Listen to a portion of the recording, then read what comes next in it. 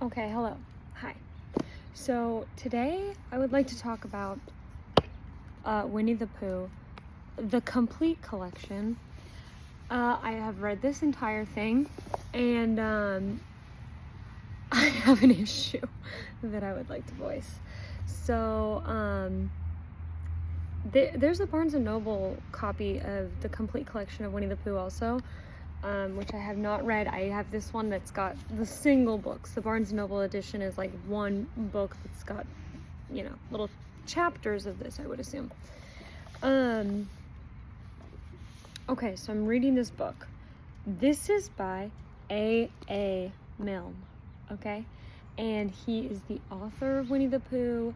You can go in New York, there's a, somewhere, I don't remember exactly where it is, but you can see the toys on display. He based Winnie the Pooh off of his actual child and his children's toys. So Winnie the Pooh was real, Piglet was real, Kangaroo. And it makes a lot of sense as you're reading this. I don't think that his son's name was actually Christopher Robin. I think that's a made-up name, but it's based off of his son. And when you're reading this, it has, these books were written in 1926 and 1928, okay? And there's a very beautiful ending here that he writes to this, which is that Christopher Robin is leaving the 100-Acre Woods. And all the toys know that, and they are feeling, I don't know, a little melancholy about it. Let me pause this video and go find the exact quote. Okay, I was already at the page that I wanted to read. So Christopher Robin, he's growing up, he's going to school, and him and Pooh go for a walk in the woods, and they have this conversation. This is the end of the book, okay, that I just want to read for you. So he says, Pooh, when I'm not doing nothing, will you come up here sometimes? Just me? Yes, Pooh. Will you be here too? Yes, Pooh, I will be, really. I promise I will be. That's good, said Pooh. Pooh, promise me you won't forget about me ever, not even when I'm 100. Pooh thought for a little. How old shall I be then? 99. Pooh nodded. I promise, he said. Still with his eyes on the world, Christopher Robin put out a hand and felt for Pooh's paw. Pooh, said Christopher Robin earnestly, if I'm not quite... He stopped and tried again. Pooh, whatever happens, you will understand, won't you? Understand what? Oh, nothing, he laughed and jumped to his feet. Come on. Where? Said Pooh. Anywhere, said Christopher Robin. So they went off together, but wherever they go and whatever happens to them on the way, in that enchanted place on the top of the forest, a little boy and his bear will always be playing. Which I think is a very beautiful ending to the story, right? Because it represents the end of childhood. Christopher Robin is going to school. He can't just play all day anymore. And so then I was thinking, okay, well, that's book 19 out of a 30-book set. So what's going on after that?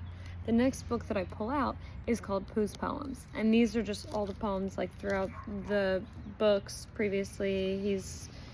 He's saying poems all the time, and it's just a list of them basically. And then this was what confused me. Christopher Robin returns to the forest. Not by A.A. Milne, by David Benedictus, and illustrated by Mark Burgess. Inspired by A.A. Milne and E.H. Shepard. E.H. Shepard being the original illustrator. And you can tell in the pictures that it's, inspired, yes, by the original, but that's not what it is. David Benedictus is not writing about his own child and the toys that child actually had.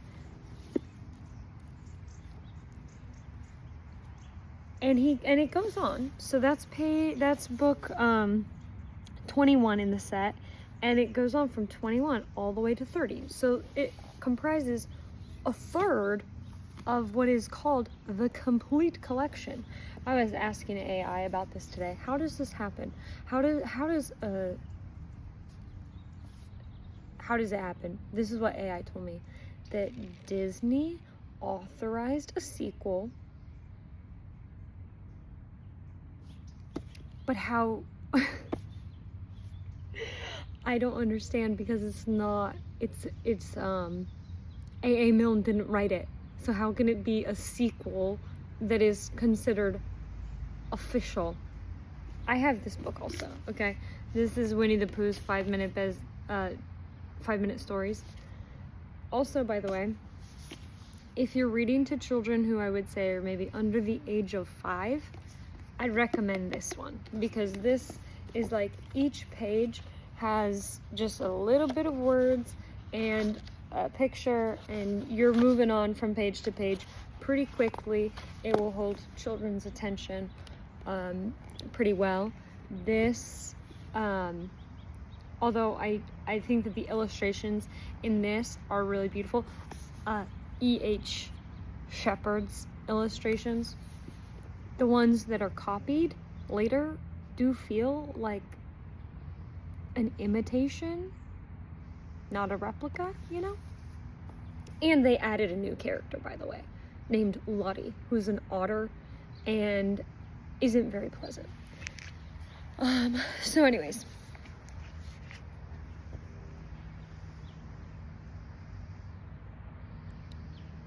one day after J.K. Rowling has passed away, is someone gonna just start writing sequels to Harry Potter, and whoever owns Harry Potter gets to be like, yup, that's a part of the official story?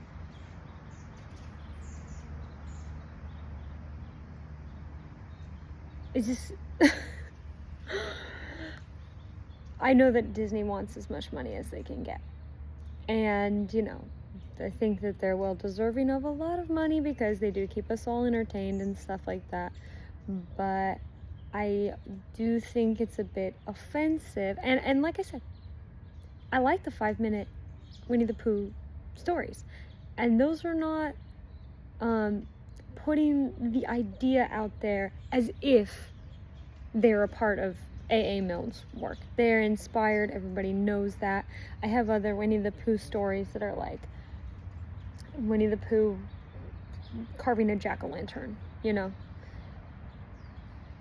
But this threw me off, and I don't like it, because it's not original, but I feel like it's masquerading as if it is original.